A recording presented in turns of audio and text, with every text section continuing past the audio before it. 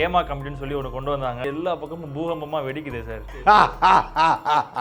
இவ்வளோ பெரிய சீரியஸான விஷயத்தை பேசிக்கிட்டு இருக்கீங்க. நான் ஏன் சிரிக்கிறேன்னு தெரியுதா உங்களுக்கு? இது ஒரு ஷோ, அவ்வளவுதான்.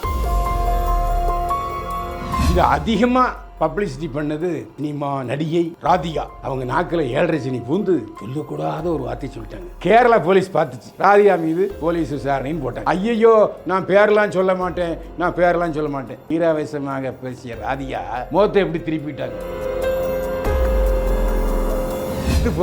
அத்து போனதுங்க சினிமாவில் இல்லாதுங்க, அரசியலில் தோத்ததுங்க, சினிமாவில் வந்து மறுபடியும் ஜெயிக்கணும்னு நினைக்கிறவங்க பேசிக்கிட்டு இருக்காங்க. இது ஒரிஜினலாக இருக்கவங்க யாரும் பேச, ஏன்னா இது இன்று நேற்றல்ல. சினிமா என்றைக்கு தொடங்கியதோ அன்றையிலிருந்து இந்த பாலியல் பலாத்காரங்க இருக்கு. சினிமாவுக்கு வர்றவங்களே இதெல்லாம் தெரிஞ்சு தான் வர்றாங்க. சினிமாவில் நுழையணும்னா எந்த தியாகத்துக்கும் ரெடியாக இருக்காங்க. நான் கேட்குறேன், துணிச்சலும் திராணியும் இருந்தால் ராதிகா யார் பார்த்து சிரிச்சா சொல்லு, தண்டனை கொடுத்துரும். அதை விட்டு நான் சொல்ல மாட்டேன், சொன்னேன்னா நான் படுத்து கிடந்து எச்சில் துப்புற மாதிரி ஆகும்னு. இப்போ மட்டும் என்னது ஏங்க, நடிகர்களும் பாலியல் பலாத்காரத்துக்கு ஆளாகிறாங்க. அது தெரியுமா உங்களுக்கு? பேஷன்மில் ஜெமினேஷன் சொல்லுவார், நல்லா அப்போ மாமி ஃபோன் பண்ணுவா, ஃப்ரீயாக இருந்தா காஃபி சாப்பிட்டு போங்க, ஒரு 1/2 மணி நேரம் கேப் இருந்தால் கார் எடுத்துகிட்டு போய் வீட்டில் போய் காஃபி சாப்பிட்டு வந்துடுவேன். அர்த்தம் புரியுதா? என்னை வாழ வைத்துக் கொண்டிருக்கும் யூடியூப் சேனல் நேயர்களுக்கு நன்றியும் வணக்கமும். சார், இப்போது சமீபத்தில் இந்த கேரளாவில் ஒரு ஹேமா கமிட்டின்னு சொல்லி ஒன்று கொண்டு வந்தாங்க. பார்த்தா பாலியல் குற்றச்சாட்டு அது இதுன்னு எல்லா பக்கமும் பூகம்பமாக வெடிக்குது சார். என்ன ஆச்சு? இவ்வளோ பெரிய சீரியஸான விஷயத்தை பேசிக்கிட்டு இருக்கீங்க. நான் ஏன் சிரிக்கிறேன்னு தெரியுதா உங்களுக்கு? இந்த ஹேமா கமிட்டியில் இடம்பெற்றிருந்தவர் நடிகை சாரதா. ஐஜி ஒருத்தர் இருந்தார், நீதிபதி ஹேமா இருந்தாங்க. இந்த அடிஷ்னல் டு இந்த நடிகை சாரதா இவங்க தெலுங்கானாவில் போய் மெம்பர் ஆஃப் பார்லிமெண்ட்டு தேர்ந்தெடுக்கப்பட்ட எம்பியாகவும் இருந்தாங்க. அவங்க நேற்று பேட்டி கொடுத்துருக்காங்க. 2 வருஷம் ஆச்சுங்க, இது ஒன்றும் நடக்காதுங்க, இது ஒரு ஷோ, அவ்வளவுதான். ஹேமா கமிட்டி அறிக்கை கொடுத்த உடனே எல்லாரையும் பிடிச்சி உள்ளே போட்டு தூக்கில் போட்டுருவாங்களா? அட போங்கய்யா, அதெல்லாம் போய் நாங்களும் 2 வருஷமாக கொடுத்து வெயிட் பண்ணோம். எப்போ இந்த அறிக்கை வெளியிட்டாங்க தெரியுமா உங்களுக்கு? 2 வருஷத்துக்கு முன்னாலே நாங்கள் கொடுத்துட்டோம். 2 வருஷமாக இந்த கேரளா கவர்மெண்ட்டு பினராயி விஜயன் முதல்வர் பேசாமல் இருந்துட்டார். இப்போ திடீர்னு ஏன் இதை வெளியிட்டார்னா, இப்போ சமீபத்தில் வயநாட்டில் நிலச்சரிவு நடந்துச்சு இல்லையா? அந்த நிலச்சரிவை பற்றி எல்லோரும் காய்ச்சி முச்சின்னு பேச ஆரம்பிச்சிட்டாங்க. அது நடிகர்களும் பேச ஆரம்பிச்சிட்டாங்க. அது மட்டும் இல்லை, கேரளா சரியாக செயல்படலன்னு ஒரே பேச்சு. பார்த்தாரு, இந்த பேச்செல்லாம் திசை திருப்பணும், என்ன செய்யணும்? அந்த ஹேமா கமிட்டி அறிக்கை வெளியிட்டுருவோம். எல்லாரும் இப்போ வந்து வயநாட்டை போட்டுருவான்.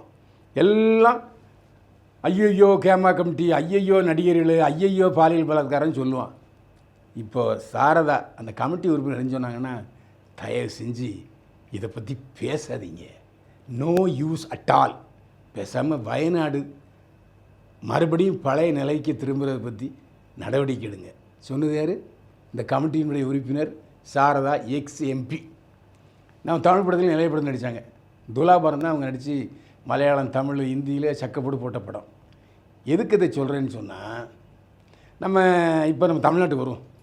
இது அதிகமாக பப்ளிசிட்டி பண்ணது தொலைக்காட்சி தயாரிப்பாளர், தொலைக்காட்சி நடிகை, சினிமா நடிகை, தொலைக்காட்சி தயாரிப்பாளர், இவ்வளோ இருக்குது.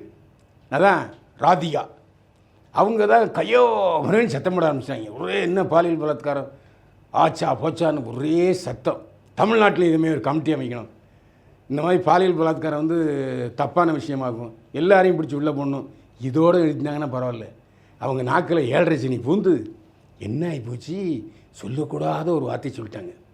நான் வந்து மலையாள படத்துக்கு ஷூட்டிங் போனேன். அப்போது வந்து கேரவனுக்கு வெளியே இருந்து ஒரு 4-5 நடிகர்கள் பார்த்து சிரிச்சுக்கிட்டே இருந்தாங்க. நான் அதை கிராஸ் பண்ணி போனேன். 2ஆட சொல்கிறேன், ராதிகா அதை கிராஸ் பண்ணி போயிருக்காங்க. போகும்போது ஒரு பையன்கிட்ட கூப்பிட்டு கேட்டேன், எப்பா எதுக்கு இவங்க பார்த்து சிரிச்சிட்டு இருக்காங்கன்னா, அது ஒன்றும் இல்லை மேடம், சொல்ல முடியாது. சொல்லுடாண்ணா.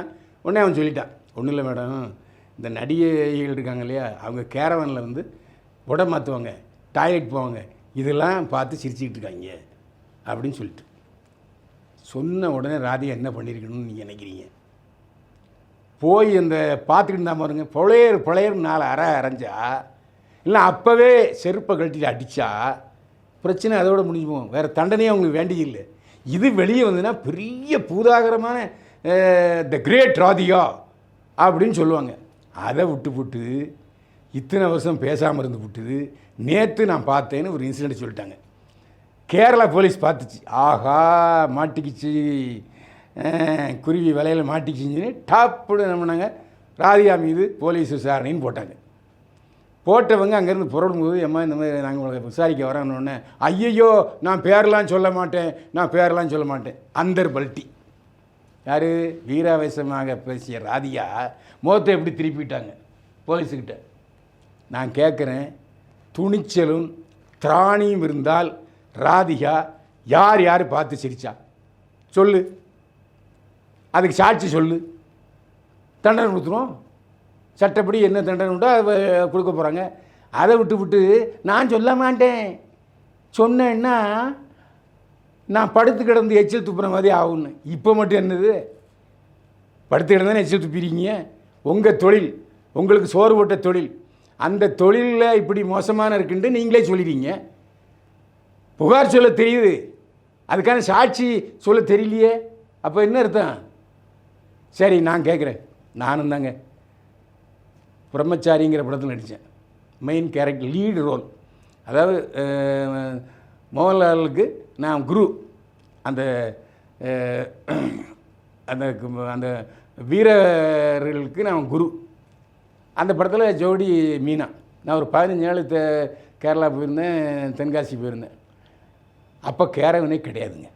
இப்போ 15 வருஷமாக கேரங்க கிடையாது, இப்போவும் கேரவன் கிடையாதுங்க. கேரளாவில் பட்ஜெட் மூவிங்க. கேரளாவுடைய சினிமா தன்மை வேறு, தமிழ் சினிமா தன்மை வேறு. இங்கே ஹீரோயினுக்கு ஒரு கேரவனு, ஹீரோவுக்கு ஒரு கேரவனு, டைரக்டர் பார்ட்டிக்கு ஒரு கேரவன், இவ்வளோ வைப்பாங்க. அங்கே அப்படி கிடையாது, யாருக்குமே கேரவன் கிடையாது. இங்கே அவ்வை சினிமி படத்தில் நடிச்சுக்கிட்டு இருக்கும்போது தான் அங்கே வந்து நான் பிரம்மச்சாரிக்கும் போனேன். அப்போது இங்கே வந்து நல்லா கேட்டுங்க, hair dresser, makeup man, makeup assistant, அப்புறம் இங்கே டச்சப் கேர்ள், டிரைவர், 5 பேர் கூட வருவாங்க. மீனாவுடைய பாதுகாவலராக அவங்களுக்கு சம்பளம் பேட்டா நம்ம தயாரிப்பாளர் கொடுப்பார். இதே மலையாளத்தில் ஒரே ஒரு டச்சப் கேர்ளோட தான் மீனா வந்தாங்க, கூட வேறு யாரும் வரல. தெரியுதா வித்தியாசம்? அதே மாதிரி அங்கே மலையாளத்தில் இந்த டெக்னீஷியன்ஸ், கேமராமேனு, அசிஸ்டன்ட் கேமராமேனு, இந்த டெக்னீஷியன்ஸ்லாம் இந்த கல்யாணத்தில் படுத்துருவாங்க. சம்பளம் இதை விட 50% கம்மி. அதனால் நீங்கள் பார்த்தீங்கன்னா அங்கே அந்த கேரளா, அப்புறம் அந்த திருநெல்வேலி, தூத்துக்குடி, மதுரை, ஏன் ஓசூர் வரைக்கும் கேரளாவில் தான் ஆட்களை கூப்பிட்டு வந்து வேலை செய்கிறாங்க. அந்த மாதிரி அவங்க கோஆப்ரேட்டட் பர்சன்ஸ் மலையாளிஸ். அதேமாதிரி அங்கே பிரம்மச்சாரி ஷூட்டிங் போகும்போது மோகன்லால் மீனாவிலேருந்து தொடங்கி கடைசி ப்ரொடக்ஷன் பாய் வரைக்கும் ஒரே சோறு, ஒரே குழம்பு, ஒரே நான்வெஜ், வித்தியாசமே கிடையாது. இங்கே 4 இடத்துல பந்தி போடுவாங்க. ஷூட்டிங் போகிறவங்களுக்கு தெரியும், ஹீரோவுக்கு கேரவனுக்கு போயிடும், ஹீரோயினுக்கு கேரவனுக்கு போயிடும், டைரக்டர் கேமராமேன் உட்காந்து சாப்பிடுவாங்க, மற்றவங்களுக்கு வேறு இடத்துல. இந்த சாதாரணமாக உள்ளவங்களுக்கு ஒரே ஒரு நான்வெஜ் தான் இருக்கும். ஆனால் அதே வந்து மற்றவங்களாம் ஊர்வனை பரப்பனை இது இருக்கும். ஹீரோயினுக்கு அவங்க எங்கே சொல்கிறாங்களோ அங்கேருந்து சாப்பாடு எடுத்துகிட்டு வருவாங்க, அந்த ஹோட்டலேருந்து. இது தமிழ்நாட்டில் மட்டும்தான். அதனால தான் இவ்வளவு தயாரிப்பு செலவு கூடுது. கேரவன் அங்கே வைக்கிறதே இல்லை, அதுக்கு அவங்க பட்ஜெட் இடம் கொடுக்காது. சார் அதே மாதிரி இப்போது நிவின் பாலியோட பேர் வந்து டக்குன்னு நேற்று சமீபத்தில் வந்து அடிபடுது. அவர் தரப்புலேருந்து அவர் இல்லைன்றாரு, ஆனால் இந்த சைட்லேருந்து இவரும் இதில் வந்து இருக்கார் அப்படின்ற மாதிரியான பேச்சுகள் போகுது சார். இப்போது ஒரு விஷயம் புரிஞ்சுங்க, சாட்சியம் இல்லாமல் நீதிபதி தீர்ப்பு கொடுக்க மாட்டார். டிஸ்மிஸ்ன்ற ஒரு கேஸை எங்கே இருக்குது சாட்சியம்? ராதிகாவே சொல்லிச்சு, நான் என்ன செல்ஃபி எடுக்க முடியா பாலியல் பலாத்காரம் பண்ணும்போது?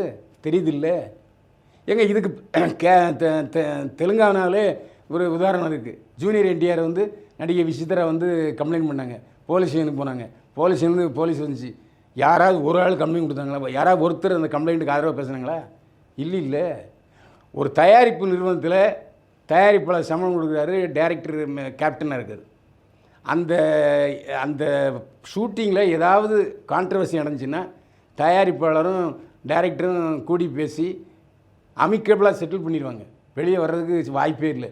அப்படிப்பட்ட சூழ்நிலையில் ஒரு பாலியல் பலாத்காரமோ பாலியல் சீண்டலோ நடந்துச்சுன்னா யார் சாட்சி சொல்லுவா? அது ராதிகாவே சொல்லியிருக்காங்க. இதுக்கு சாட்சி நான் என்ன செல்ஃபி எடுத்துக்கிட்டு இருக்க முடியும்? அதனால் சாட்சியம் இருக்கு. மீட்டு சின்மையை சொல்லிச்சு, அப்புறம் இன்னொரு ஸ்ரீரெட்டி சொல்லிச்சு. எதுக்காவது சாட்சி இருந்ததா? அவங்களுக்கு வேலை போனது தான் மிச்சம். வேலை கொடுக்க மாட்டான். சினிமா கம்பெனியில் இந்த மாதிரி ஒரு தகராறு பிடிச்ச போனோம்னா சான்ஸ் கிடையாது. அதனால தான் நான் முதல்ல சொன்னேன் பார்த்தீங்களா, சாரதா நடிகை சாரதா இந்த கமிட்டி உறுப்பினர் என்ன சொன்னாங்கன்னா, ஷோ இது ஒரு விளம்பரமாகும், சிலருக்கு வேலை போகும், சினிமா அப்படியே இருக்கும். இப்போ சொல்கிறாங்களே சீனியர் நடிகர்கள், மூத்த நடிகர்கள் யாரும் பேரை வாயை திறக்க மாட்டேங்கிறாங்களேன்னு. ஏன்? அவங்களுக்கு எதிராக யாரும் சாட்சி சொல்ல மாட்டாங்க. ஆனால் இப்பயுமே இதை பற்றி பேசுகிற எல்லாருமே இந்த சினிமாவிலேருந்து வெளியே போனவங்க, இதுக்கப்புறம் சினிமா சான்சஸ் எதுவுமே வராது, அந்த மாதிரி ஆட்கள் தான் இதை வந்து திருப்பி திருப்பி இழுத்து பெருசாக்குற மாதிரி தெரியுது சார். இப்போது நீங்கள் சொல்கிறத நான் வழிமொழிகிறேன், வேறு என்ன செய்ய முடியும்? இத்து போனதுங்க, அத்து போனதுங்க, சினிமாவில் இல்லாதுங்க, அரசியலில் தோற்றுதுங்க, அரசியலில் தோற்று சினிமாவில் வந்து மறுபடியும் ஜெயிக்கணும்னு நினைக்கிறவங்க பேசிக்கிட்டு இருக்காங்க. இது ஒரிஜினலாக இருக்கவங்க யாரும் பேச, ஏன்னா இது இன்று நேற்றல்ல. சினிமா என்றைக்கு தொடங்கியதோ அன்றியிலிருந்து இந்த பாலியல் பலாத்காரங்க இருக்குது. இப்போ ஒரு ஹீரோவுடைய அனுமதி இல்லாமல் நீ ஹீரோயின் புக் பண்ண முடியுமா? ஹீரோயினுக்கு கெமிஸ்ட்ரி ஒர்க் அவுட் ஆகுதுன்னு சொன்னாங்களா? அது என்ன தெரியுமில்ல உங்களுக்கு? ஹீரோவுக்கும் கெமிஸ்ட்ரி ஒர்க் அவுட் ஆகுதுன்னு தான் அந்த லவ் சீனு டூயட்லாம் ஜாலியாக இருக்கும். அப்போது சினிமாவுக்கு வர்றவங்களே இதெல்லாம் தெரிஞ்சு தான் வர்றாங்க, தெரியாதவங்க எனக்கு வர்றதில்லை. ஒரு படத்தில் 2 படத்தில் போனவங்க இதனால தான் போயிருக்காங்க. அவ்வளோதான், இது தான் சொல்ல முடியும். சார் அதே மாதிரி நடிகர்களையும் இந்த பாலியல் குற்றச்சாட்டையும் பிரிக்கவே முடியாது சார். அப்போது ஏங்க நடிகர்களும் பாலியல் பலாத்காரத்துக்கு ஆளாகிறாங்கங்க, அது தெரியுமா உங்களுக்கு? அதாவது பாலியல் பலாத்காரம் சொல்ல முடியாது, அது வந்து